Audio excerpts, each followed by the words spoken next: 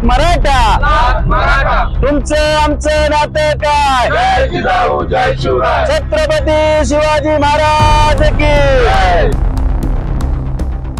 एक मराठा लाख मराठा कोण म्हणतं देणार नाही? घेतल्याशिवाय राहणार नाही.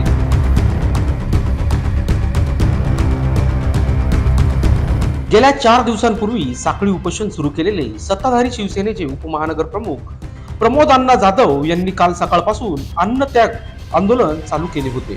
परंतु काल सरकारतर्फे आलेल्या कमिटीमध्ये मनोज जरांगे पाटील यांची चर्चा झाल्याने त्यांनी काल रात्री आमरण उपोषण मागे घेतले आहे. त्यांनी 2 जानेवारीपर्यंत सरकारला आरक्षणासंदर्भात मुदतवाढ दिली आहे. त्याच अनुषंगाने महाराष्ट्रात ठिकठिकाणी चाललेले आंदोलन हे तुर्तास मागे घेण्यात आले आहे. त्या अनुषंगाने शिवाजीनगर येथील प्रमोद अण्णा जाधव यांनी देखील त्यांचे अन्नत्याग आंदोलन तुर्तास मागे घेतले आहे. परंतु यापुढे मनोज जरांगे पाटील जे निर्णय घेतील त्या निर्णयाला अनुसरून आम्ही त्यांच्या मागे भक्कमपणे उभे राहू अशी भूमिका त्यांनी घेतली आहे. त्यांनी आज दिनांक 3 नोव्हेंबर रोजी शालेय विद्यार्थ्यांच्या समवेत पाणी घेऊन आपले उपोषण मागे घेतले आहे. हे उपोषण सोडताना छावा संघटनेचे संस्थापक अध्यक्ष करण गायकर हे देखील उपस्थित होते. त्यांनीही यापुढे सकल मराठा समाजाच्या वतीने आपली भूमिका लोकशास्त्र न्यूज कडे मांडली आहे. करण गायकर व प्रमोद अण्णा जाधव यांनी लोकशास्त्र न्यूज कडे काय भूमिका मांडली बघा सविस्तर. काल मराठा योद्धा जरांगे पाटील यांनी जी घोषणा केली, राज्य सरकार आणि त्यांच्यामध्ये सकारात्मक चर्चा झाली. मराठा समाजाने सर्वस्वी निर्णय घेण्याचे अधिकार हे जरांगे पाटलांना दिले असल्यामुळे त्यांनी घेतलेला निर्णय हा सकल मराठा समाजाला, महाराष्ट्रातल्या सर्व समाज बांधवांना मान्य असून त्या ठिकाणी त्यांनी उपोषण जे आमरण सुरू केलं होतं ते पाठीमागे घेतले, साखळी उपोषण सुरू ठेवलेलं आहे. त्याचबरोबर त्यांनी तो निर्णय घेतल्यानंतर काल नाशिक जिल्ह्यामध्ये आम्ही आव्हान केलं आणि नाशिक जिल्ह्यातल्या विविध भागांमध्ये, तालुक्यांमध्ये, गावांमध्ये, शहरातल्या विविध ठिकाणी जे आमरण उपोषण सुरू होतं त्या सगळ्या लोकांना आव्हान केलं की आपण आज सकाळी 9 वाजता सर्वांनी ते उपोषण सोडून साखळी उपोषणाच्या संदर्भात ज्या त्या गावाच्या लेवलला तिथली परिस्थिती बघून तो निर्णय घ्या अशी भूमिका काल सकल मराठा समाजाच्या वतीने घेण्यात आली. आज 10:30 वाजता नाना बच्छाव जे 5 दिवसापासून आमरण उपोषण करत होते त्यांचं उपोषण सोडून त्या ठिकाणी नाशिक जिल्ह्याची पुढची रणनीती आंदोलनाची काय असेल ही ठरणार आहे. आज आमचे सहकारी सकल मराठा समाजाचे बांधव प्रमोद अण्णा जाधव, नवनाथजी शिंदे, महेश आहेर, एम.डी. शिंदे यांच्यासह सगळे समाज बांधव छत्रपती शिवाजी महाराज नगर सातपूर या ठिकाणी कालपासून अन्नत्याग आंदोलन चालू होतं. त्यांच्याबरोबर काही मंडळी साखळी उपोषणाला बसली होती. आज शाळेतल्या विद्यार्थिनींच्या उपस्थितीमध्ये त्यांचंही उपोषण या ठिकाणी सोडवण्यात आलेलं आहे. हा जनमानसातला आक्रोश आहे, सरकारने ओळखावा. मराठा समाजाने आणखी 2 महिने तुम्हाला दिलेत, परंतु त्याच्या मागे राजकीय खेळी करण्याचा प्रयत्न राज्य सरकारने करू नये.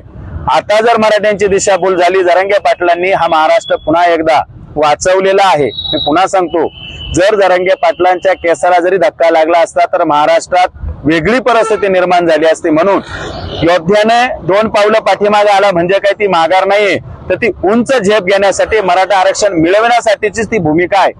राज्य सरकारने सुद्धा आम्हाला आता गाफील समजू नये किंवा आम्ही प्रत्येक वेळी 2 पावलं मागे येतो असा गैरसमज करून घेऊ नये. तुमच्या डोक्यात जर काही वेगळ्या कल्पना असतील, तुम्हाला जर वाटत असेल 2 महिने सरकारचं काय होतं काय नाही, सरकार कोणाचंही असो, हे सर्वपक्षीय बैठकीतल्या निर्णयाला धरून जरांगे पाटलांनी त्या ठिकाणी माघार घेतली. उद्या कोणी महाराष्ट्राचे मुख्यमंत्री झाले किंवा एकनाथ शिंदे राहिले नाही तरी येणाऱ्या मुख्यमंत्र्याला 2 महिन्याच्या ह्या डेडलाईन मध्ये आरक्षण द्यावा लागल.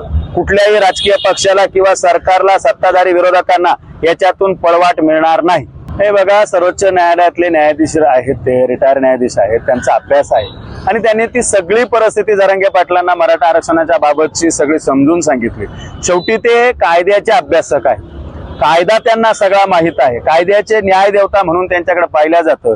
आणि जेव्हा 2 न्यायाधीश जरांगे पाटलांना मराठा आरक्षणाची भूमिका समजून सांगताय, याचा अर्थ त्याच्यामध्ये तथ्य आहे, त्यांच्यावर विश्वास ठेवलेला आहे. ते काही राजकारणी नाहीत, ते न्यायाधीश आहेत. त्यांच्याकडे मराठा आरक्षणाच्या समितीची जबाबदारी आहे आणि ती जबाबदारी त्यांनी स्वीकारूनच तो वेळ मागितलेला आहे असं मला वाटतं. निश्चितपणे त्याच्यात अनेक मंत्री महोदय सुद्धा त्या ठिकाणी होते.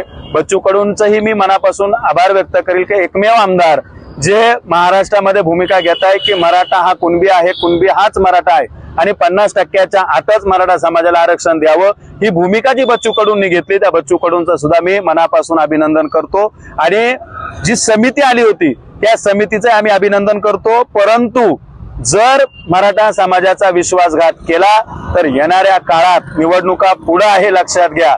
कारण जानेवारीला जवळपास तुमची आचारसंहिता लागते, त्याच्यामुळं विचार करायचा आहे. जर मराठा समाजाला ह्या डेडलाईन मध्ये आरक्षण नाही मिळालं, हे आरक्षण देणारेच घरी बसतील, एवढं तुम्हाला सांगतो. काल सरकारबरोबर चर्चा झाल्यानंतर जरांगे पाटलांनी जे आंदोलन मागे घेतलं, आम्ही त्यांच्या सन्मानार्थच आंदोलन अन्नत्याग आंदोलन चालू केलं होतं. त्यांनी आंदोलन मागे घेतल्यानंतर आम्ही सुद्धा आमची भूमिका आज जाहीर करतोय की आज आम्ही पण आमचं आंदोलन आज मागे घेतोय. आमचे सहकारी असतील, महेश आयर असेल, नवनाथ शिंदे असतील, MD शिंदे असतील, जे सर्व सहकारी सर्व मिळून त्यांच्या या निर्णयाला आम्ही सहमती दर्शवून आमचं आज आंदोलन मागे घेतोय. जोपर्यंत पुढचा निर्णय ते काय ठरवतील त्यानंतर आम्ही पुढची आमची दिशा ठरवू. त्यांनी 2 जानेवारीपर्यंत सरकारला वेळ दिलेला आहे. आता त्यांची काय चर्चा झालेली आहे, कारण आम्ही त्यांच्या सन्मानार्थ बसलेलो आहे आणि महाराष्ट्रात आम्ही त्यांना एक मराठा समाजाचं एक नेतृत्व मान्य केलेलं आहे. त्यांनी चांगल्याच प्रकारे चर्चा झाली आहे, मराठा समाजाच्या हितासाठीच झालेली असेल. त्यानुसार आम्ही त्यांच्या मार्गदर्शनाखाली आम्ही चालतो आहे. त्यांनी जर पुढचं आंदोलन चालू केलं तर आम्ही याच्यानंतरचं पुढचं आंदोलन याच्यापेक्षा अजून तीव्र पद्धतीने करू आणि आमचा मराठा आरक्षण घेऊ. आता आपण जर बघितलं तर 22 तारखेला त्यांनी घोषित केलं होतं. 24 तारखेपासून आपण जाहीरपणे आंदोलन आमरण उपोषण करू. परंतु काल त्यांनी पत्रकार परिषद घेऊन सगळ्यांना विश्वासात घेऊन हा निर्णय घ्यायला पाहिजे होता, असं वाटतं तुम्हाला? ते सर्वात असं काही नाही. सर्वात महत्वाचं, व्यक्ती टिकला तर पुढचे आंदोलन अजून जोरात होते. तर समजा तो व्यक्तीच नाही राहिला तर अख्खं महाराष्ट्र पेटलं असतं. त्यांनी तो सुद्धा एक विचार केला आणि सर्वात महत्वाचा विषय असा होता, त्यांची प्रकृती दिवसेंदिवस खालावत चालली होती आणि तुम्ही बघितलं तर राज्यात सगळीकडे वातावरण ढवळत चाललं होतं, वातावरण खराब होत चाललं होतं. अशा वेळेस जर त्या व्यक्तीला काही झालं असतं तर त्याचे परिणाम अजून वाईट झाले असते. त्यापेक्षा त्यांनी एक समजुतीचा मार्ग, आपल्या समाजाचंही काही नुकसान होऊ नये, राज्याचंही काही नुकसान होऊ नये, त्या दृष्टीने त्यांनी तो निर्णय घेतला आहे आणि आम्ही त्याची सहमती आम्ही दर्शवतो. त्याच्यावर 2 जानेवारी म्हटलं म्हणजे अजून 2-2.25 महिने जाणं आहे आणि आता जो मराठा समाज बांधव त्यांच्या पाठीमागे उभा राहिला होता, 2-2.25 महिन्यामध्ये ही क्रेज तशीच राहील काय वाटतं? नक्की राहील. कारण मराठा समाज असा समाज आहे जी धग ती कायम स्वरूपी चालू राहील. कारण तो व्यक्ती सुद्धा, जरांगे पाटील सुद्धा शांत बसणारे नाही. ते समजा त्यांनी आंदोलन किंवा उपोषण सोडलं म्हणजे त्यांनी सर्व काही सोडलं असं नाही. कारण साखळी उपोषण अजूनही चालूच आहे आणि ते आजही प्रत्येक ठिकाणी जातील. आम्हाला मग खात्री आहे राज्यात प्रत्येक ठिकाणी जातील आणि ते आंदोलनाची धग अजूनही ते तीव्र करतील. सरकारला ते शांत बसू देणार नाही याची आम्हाला खात्री आहे. कारण आंदोलन सोडलं म्हणजे सर्व काही संपलं असं काही नाही. सरकारला वाटत असेल की त्यांनी आंदोलन सोडलं म्हणजे आपण या सर्वातून सुटलो. सरकार असं सुटणार नाही. सरकारला याचा जाब द्यावा लागेल आणि मराठा समाजाला आरक्षण हे द्यावाच लागेल. महेश आयर मी झालो, परत नवनाथ शिंदे झाले, MD शिंदे झाले, आम्ही सर्व सहकाऱ्यांनी प्रमोद अण्णांना बळ देण्यासाठी आम्ही साखळी उपोषणात त्यांच्याबरोबर सातत्याने राहिलो आणि प्रमोद अण्णांनी पहिल्या दिवशी साखळी उपोषणात आमच्या बरोबर राहून दुसऱ्या दिवशी प्रमोद अण्णांनी अन्नत्याग उपोषण केलं. त्या दिवशी करण भाऊ पण आम्हाला येऊन भेटले. करण भाऊंनी पण आम्हाला योग्य ते मार्गदर्शन केलं. त्यांच्या मार्गदर्शनानुसार आम्ही ते उपोषण सातत्याने पुढे सुरू ठेवण्याचं काम चालू ठेवणारच होतो. पण काल मराठा योद्धा जरांगे पाटील साहेबांनी जे उपोषण मागे घेतलं त्याला समर्थन म्हणून आम्ही पण आज आमचं उपोषण मागे घेत आहोत आणि त्यांनी जो 2 तारखेपर्यंत जो अल्टिमेटम दिलेला आहे सरकारला, त्या 2 तारखेपर्यंत आम्ही बघू आणि त्या 2 तारखेनंतर पण मराठा समाजाला जर न्याय नाही मिळाला तर आमचा लढा याच्यापेक्षाही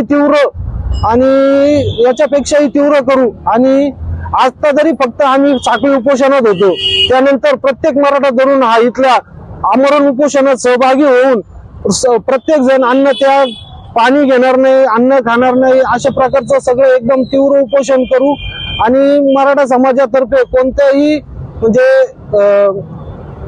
इथल्या लोकांना त्रास होणार नाही, इथल्या जनतेला त्रास होणार नाही, असं कोणत्याही पद्धतीने न करता आम्ही शांततेच्या मार्गाने, संयमाच्या मार्गाने उपोषण, संविधानाच्या मार्गाने हे उपोषण असं सातत्याने पुढे चालत ठेवू. तर 2 तारखेची वाट बघणं फक्त आता एवढंच बस, बाकी काही दुसरं काही सांगत नाही.